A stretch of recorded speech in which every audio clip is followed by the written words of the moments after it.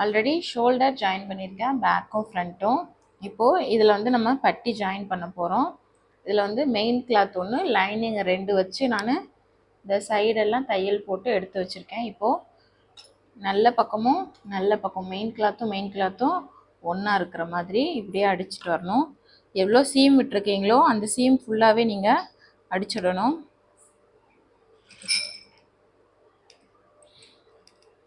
Needle stop பண்ணிவிட்டு அப்படி ஸ்லோவாக தைச்சிட்டே வாங்க.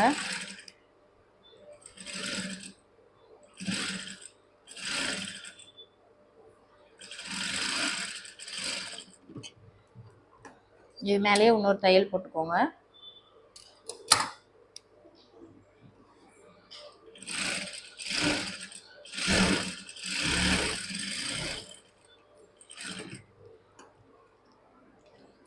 இது கீழே இப்படி டர்ன் பண்ணிவிட்டு இது மேலே ஒரு அமுக்கு தையல் மாதிரி போட்டுக்கோங்க.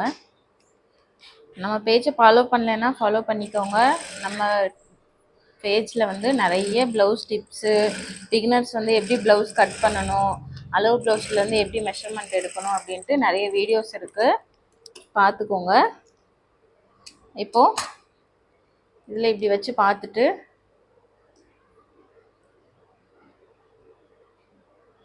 இப்போது இந்த இடத்துல இதுக்கும் கரெக்டாக இருக்குது. ஒரு 1/4 இன்ச் மட்டும் எக்ஸ்ட்ராவாக இருக்குது. இதை வந்து நான் ஒரு கிளாத்து கொடுத்து ஜாயின் பண்ண போகிறேன். இது வந்து 2 இன்ச்சில் நான் ஒரு கிளாத்தை அடிஷ்னல் கிளாத் எடுத்திருக்கேன். அந்த கிளாத்தை இது மேலே இப்படி வச்சுட்டு இப்போது இப்படி 2ஆக ஃபோல்டு பண்ணிவிட்டு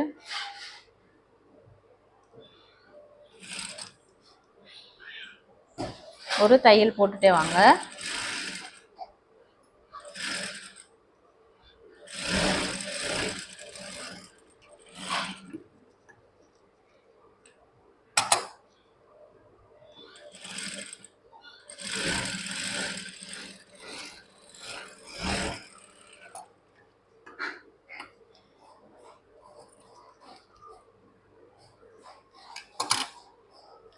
இப்போது இதை இப்படி டர்ன் பண்ணிட்டோன்னா உங்களுக்கு பட்டியோட ஷேப் வந்து நீட்டாக கிடச்சிடும். இதை நீங்கள் அடிக்கிறதுக்கு முன்னாடி என்ன பண்ணணும், நீங்கள் ஸ்லீவை ஜாயின் பண்ணிவிடுங்க. ஸ்லீவை ஜாயின் பண்ணதுக்கப்புறம் சைடு ஜாயின் பண்ணும்போது அப் அண்ட் டவுன் வரும். சம்டைம்ஸ் அப் அண்ட் டவுன் வரப்போ நீங்கள் இதை வந்து நீங்கள் ஒரு ஃபோல்டு பண்ணிக்கலாம், இல்லையா 2 ஃபோல்டை அப்படி எக்ஸ்ட்ரா எவ்வளோ துணி இருக்கோ அந்த மாதிரி நீங்கள் ஃபோல்டு பண்ணிக்கலாம். ஓகேவா? அதனால் நீங்கள் அடித்து மட்டும் வச்சுடுங்க. ஸ்லீவை ஜாயின் பண்ணதுக்கப்புறம் நீங்கள் அந்த இதை வந்துட்டு எவ்வளோ இருக்குன்னு பார்த்துட்டு மடக்கி அடிச்சுக்கலாம். ஸோ நான் ஸ்லீவை ஜாயின் பண்ணிவிட்டு காமிக்கிறேன். இப்போது நான் ஸ்லீவ் ஜாயின் பண்ணிட்டேன். இப்போ ஜாயின் பண்ணிவிட்டு இந்த பட்டி இன்னும் பேலன்ஸ் வச்சுருந்தோம் இல்லைங்களா, மடக்கி அடிக்காமல், இதை வந்து எப்படி மடக்கி அடிக்கிறதுன்னு பார்ப்போம்.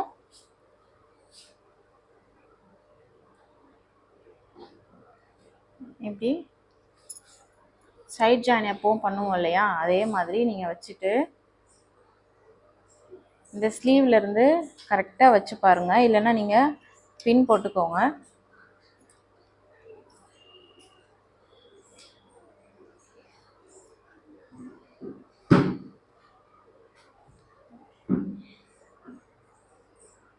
ஓகே, இப்போது இதில் எக்ஸ்ட்ராவாக எவ்வளோ கிளாத் இருக்குன்னு பாருங்கள். அந்த கிளாத்தை ஃபுல்லாகவே ஃபோல்டு பண்ணிவிடுங்க. எனக்கு கரெக்டாக நான் ஒரு ஃபோல்டிங்க்கு தான் எனக்கு வருது. இப்போது நான் இதுலேருந்து இப்படி தையல், ஸ்லீவ்லேருந்து தையல் போடக்கூடாது, கீழேருந்து தான் எப்போவுமே சைடு தையல் அடிக்கும்போது ஸ்லீவ்லேருந்து இப்படி மேலேருந்து இப்படி மிஷினில் வச்சு தைச்சிட்டு வந்துடக்கூடாது. இப்படி நீங்கள் டேர்ன் பண்ணி இதுலேருந்து தான் நீங்கள் இப்படி தைச்சிட்டு வரணும். எப்படி தைக்கிறேன்னு பாருங்கள்.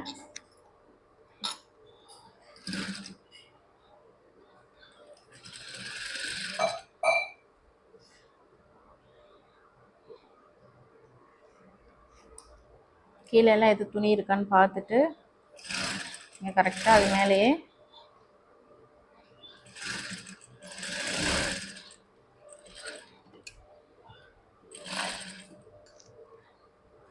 ஓகேவா? நான் இப்போ தையல் சைடு தையல் அடித்து முடிச்சிட்டேன்.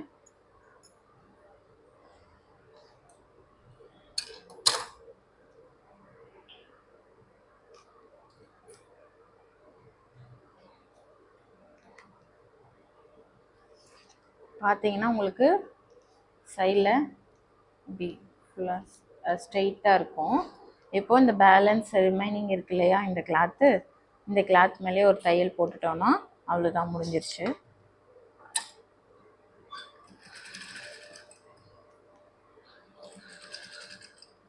இது உங்களுக்கு ஈஸியாக தான் இருக்கும். ஆல்ரெடி ஒரு பட்டி ஜாயினிங் வீடியோ போட்டிருக்கேன், அதுவும் பாருங்கள். அது ஈஸியாக இருந்தால் அதை ஃபாலோ பண்ணிக்கோங்க.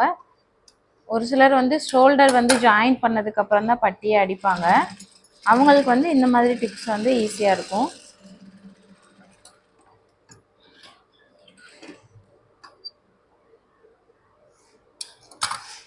ஓகே, பாய்.